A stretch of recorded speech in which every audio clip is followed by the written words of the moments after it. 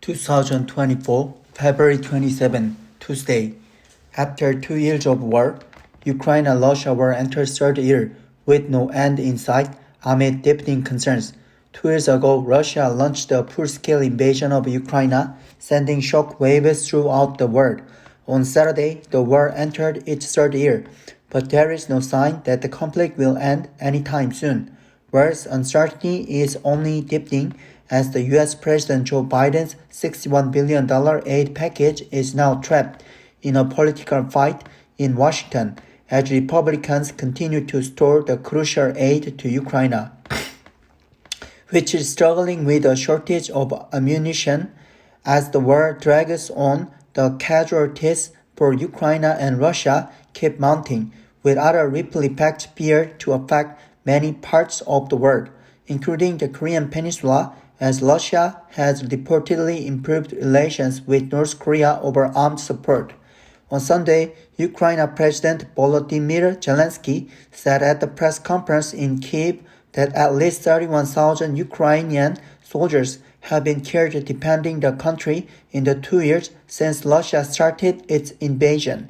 It was the first time that Ukraine has revealed an official death toll of soldiers, while U.S. officials said the number of deaths could be much higher. Zelensky did not give figures for the wounded or missing, and instead claimed that Russian President Vladimir Putin's forces are estimated to have suffered 500,000 casualties, including 180,000 soldiers killed.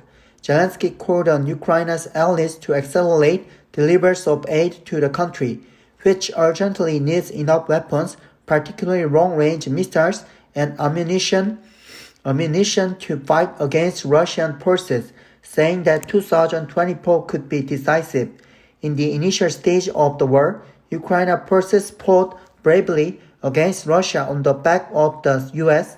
and Western allies, but things began to worsen from the summer last year, when Ukraine's counter-offensive lost momentum in the face of the intensifying attacks from Russia.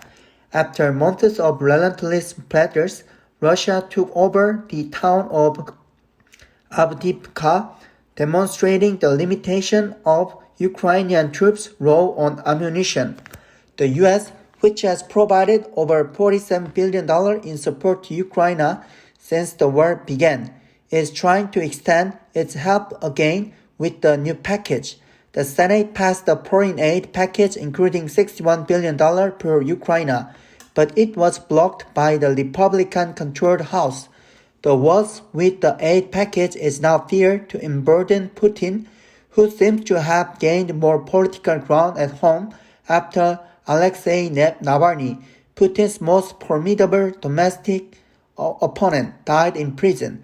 Aside from the troubles with the U.S. aid package, one critical factor to consider is that the international community's attention toward Ukraine appears to be waning, partly due to other geopolitical conflicts like the war between Israel and Hamas-led Palestinian military groups. The war in Ukraine, meanwhile, lays bare a harsh reality in which small and weak countries could face fatal risks such as the sudden invasion from bigger and more powerful countries, even though such attacks are clearly in violation of the international norms and agreements.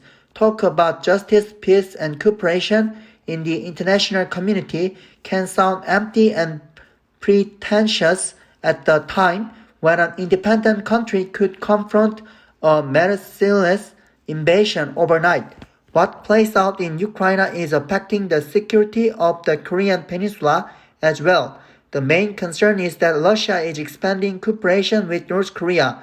North Korea is reportedly sending conventional arms to Russia for its war in Ukraine in exchange for advanced Russian weapons, technologies, and other support. There are also reports that North Korea's sanctions-laden economy is benefiting from the arms deal with Russia. Against this backdrop, the Yoon Suk-yeol administration should strengthen its relationship with the U.S. and its key allies in connection with the war in Ukraine, while taking steps to deal with the closer ties between Pyongyang and Moscow that threatens the security on the Korean peninsula.